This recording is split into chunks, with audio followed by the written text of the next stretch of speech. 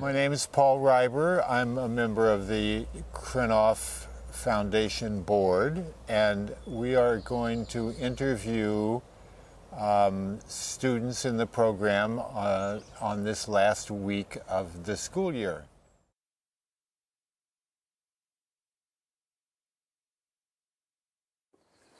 Would you introduce yourself and tell us how long you've been at school? Sure. My name's Eriq Wities. I'm a second year here at the Krenov School.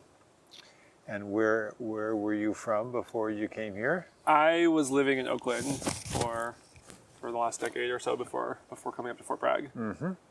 And what kind of woodworking background did you have? So I was working as a filmmaker professionally and taking woodworking classes at the community college in Oakland. And I took one class and then turned into a couple more, and I ended up taking like a couple of years of classes that became like more and more of my time was going into spend time woodworking. And then I set up a little shop in my garage and been working on my own for a couple of years before coming here. Mm-hmm. How did you hear about the school? I heard about it actually from one of my classmates at Laney. She took did the summer workshop right when the school transitioned from College of the Redwoods to Mendocino. Mm-hmm. What were your desires or expectations from the school when you came here?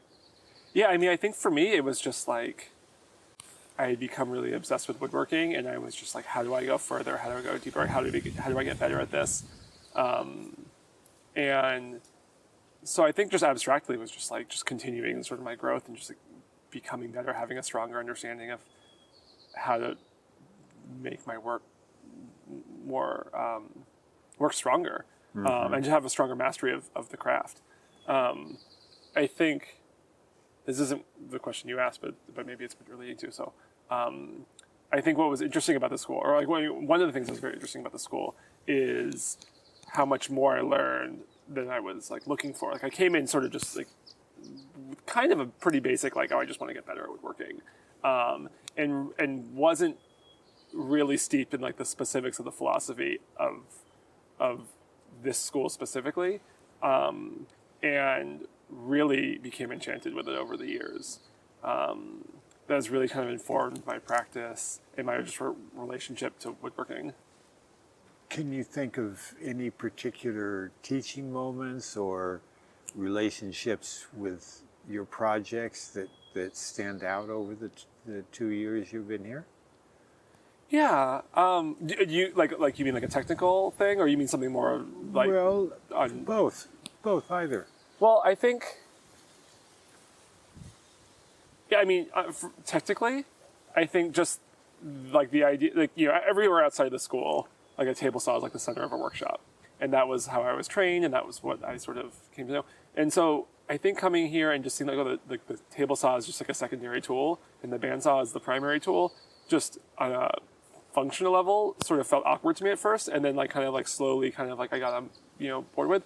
But I think what really profoundly like there's a profound meaning in that like a table saw is like a tool that like cuts. Though everyone's cuts on it will be exactly the same. If you know how to use it safely, you set it up. If my cut on it will be the same as your cut. And the bandsaw becomes this tool that is like a freehand. It's like freehand woodworking. And I think that really opened up a whole way of thinking about woodworking for me. That is like any shape is as arbitrary as any other shape. A straight line is as arbitrary as a curve. And so like just like learning to use the bandsaw and becoming really comfortable with that really kind of changed my relationship to woodworking and the forms that I was interested in. And I'd say there was probably like a dozen technique-y tool type things like that kind of like reframed like how I think about just what's available. I mean, obviously, just like getting good with hand planes has like completely transformed how I think about creating work. And I think just on an educational level or a philosophical level, I'd say there was a constant desire on my end to sort of just like try to like be efficient and like work hard and I have kids at home, so I couldn't stay late. So I always felt like I wanted more time here, and I always felt like kind of pinched between like time in the shop and time at home. And so just trying to make the most out of my time here. And Laura's like consistent like mantra of de-emphasizing efficiency and just focusing on doing the thing correctly. And correctly is sort of open to interpretation, but like really de-emphasis on efficiency that I think kind of like fights against like sort of the nature I was trying to bring. Is just kind of this really beautiful thing that I think has really kind of transformed like what is important and what I want to get out of this program and what I want to get out of my work. Just really focusing on like doing work that like finding joy in the process and finding joy in the finished product, and like having almost everything else being secondary. Something that's very unique about like this space in the school for sure. Did you said you were in Oakland before you came up here? Was the transition to a small little town on the coast hard for you, or? So my partner had wanted to live in a small town for a while. She was ready to get out of Oakland years ago, and I was like pretty excited to like die in Oakland. Like I didn't want to leave. So yeah, I think coming up here sort of felt like a little bit of a compromise of like, oh, like I get to go to woodworking school and you get to go live in a small town. And so I really was unprepared for how enchanting this place is.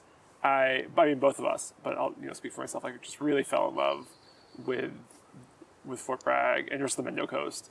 It's a really incredible place to be. I've never really spent meaningful time in a small town, and to get to live in an intimate community like this has been just really kind of amazing. And it's sort of heartbreaking to leave.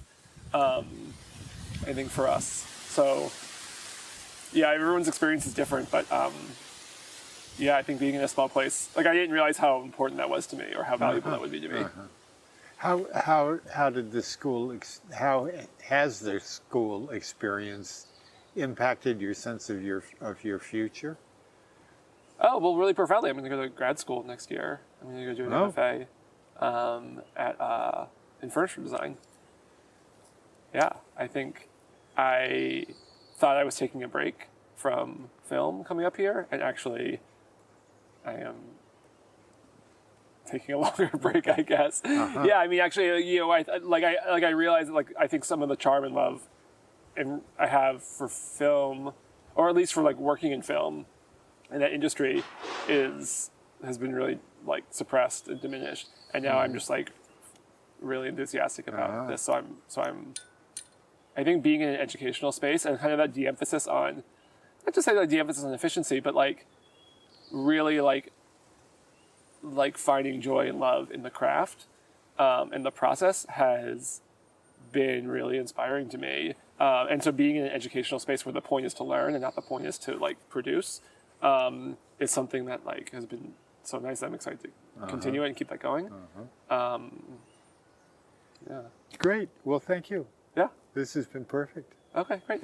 And boy, congratulations and good luck. And I'm sorry you're leaving. I know, me too. Yeah, maybe you'll be back. I hope so.